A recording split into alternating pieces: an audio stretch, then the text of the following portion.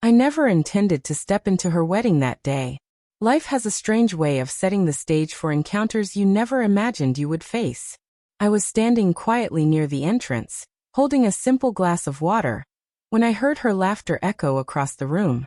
It wasn't the warm, soothing laugh I remembered. The one that once pulled me back from the darkest corners of despair.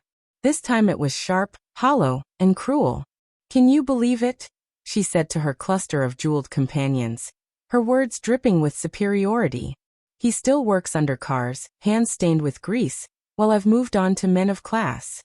Her words struck not because they hurt anymore, but because of the ease with which she erased the years of struggle we had endured together. Every sleepless night when we survived on little but hope, every sacrifice I made so she could finish law school, every meal I skipped so she could eat, all rewritten as if I had been nothing more than a mistake she had outgrown. But then he walked in, her groom Daniel. The moment his eyes met mine, everything changed. His stride faltered, his complexion turned pale, his lips parted without sound. That was when I knew my patience had borne fruit. We met in our 20s, when I was a mechanic buried in long shifts, and she was a law student drowning in debt. She often told me I was her anchor, her stability in the storm. And I believed her. I believed in us. When we married, I thought we were forging something unbreakable. I gave her all I had, my time, my loyalty, my money. I even sold the only heirloom I cherished, my late father's watch, just to pay her exam fees. She wept in my arms that night, swearing she'd never forget. But ambition devours promises. I saw the changes first in her eyes, the way they lingered on her phone too long, the secretive smile reserved for messages she never shared. One night, while she thought I slept, I heard her whisper into the dark, "I can't wait to be free of him." She believed her betrayal was hidden, but I was awake, listening. Clues piled up, unfamiliar charges on our account, business dinners that ended in hotels, and a silk tie left in our bedroom that wasn't mine. The final confirmation came in the cruelest form. She left her laptop open. Emails sprawled across the screen.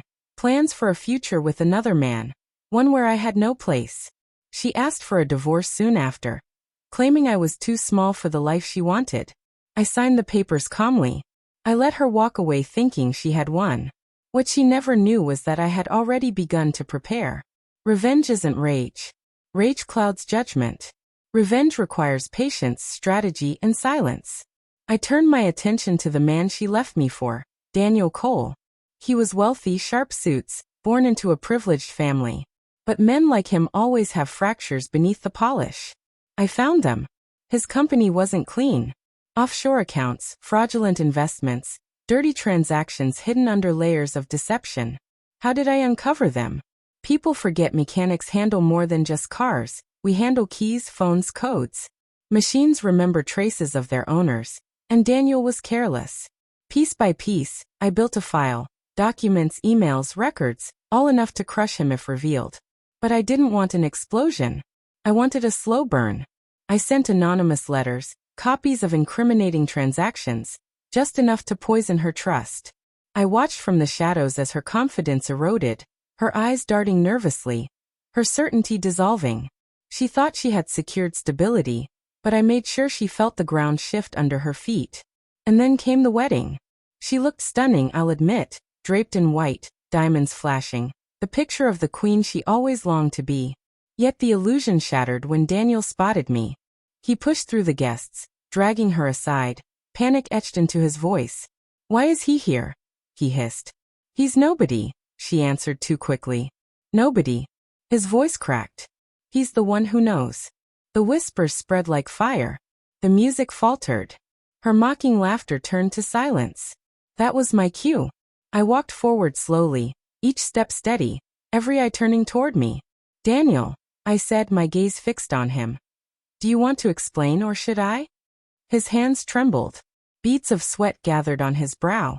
Around us, the crowd leaned in, desperate for the truth. "What is he talking about?" she demanded, panic rising. I let the folder drop from my hand. Papers scattered across the marble floor. Guests bent to collect them, eyes widening as they read. Bank statements, signed contracts, damning evidence of fraud. Murmurs escalated into shouts. Fraud, laundering, lies. Her perfect groom was stripped bare in front of everyone. She turned on me, fury blazing. "You did this." "Yes," I replied, my voice calm. "Just as you did what you did to me."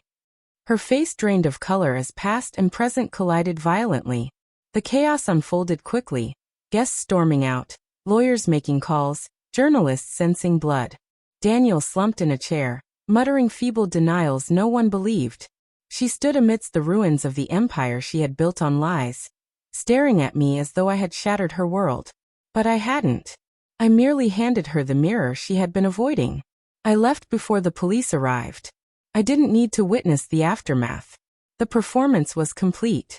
Outside, the cool night air filled my lungs, the burden of years finally lifting. She once called me small, mocked my simple life. But small men don't orchestrate downfalls. Small men don't transform betrayal into justice. I returned to my car, the scent of oil and steel clinging to my hands. The same hands that once built her future, now dismantling it in a single evening. Revenge doesn't erase scars. It doesn't undo the past. But it silences the noise. And in that silence, I finally found peace.